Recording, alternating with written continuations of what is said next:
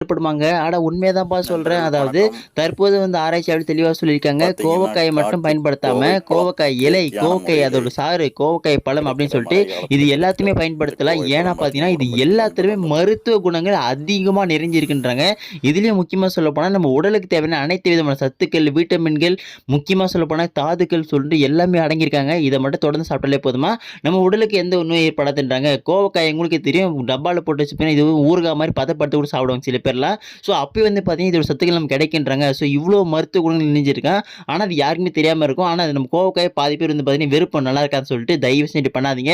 கோவக்காய தினந்தோறும் சாப்பிடுறவங்களுக்கு முடி உதிர்வு பிரச்சனையில ஆரம்பிச்சு, உங்க கீழ சிறுநீரக கற்கள் கூட வராம வரைக்கும் பார்த்தீங்கன்னா, பாதுகாக்கின்றாங்க. ஸோ அவ்ளோ சத்துக்கள் அடங்கியிருக்கு. அதெல்லாம் என்னென்ன அப்படின்னு சொல்லப் போறேன். அத பார்க்கறதுக்கு முன்னாடி இது போன்ற பயனுள்ள தகவல்கள் தினந்தோறும் தெரிஞ்சுக்கிறதுக்கு நீங்க நம்ம சேனல் சப்ஸ்கிரைப் பண்ணாம டக்குனு சப்ஸ்கிரைப் பண்றீங்க. மறக்காம உங்க ஃப்ரெண்ட்ஸ்க்கு ஷேர் பண்றீங்க. சரி வாங்க அதெல்லாம் என்னென்னு பார்த்தலாம். சரி முதல் விஷயம் என்னன்னு பார்த்தீங்கன்னா, நீரிழிவு நோய்ங்க. அதாவது யார்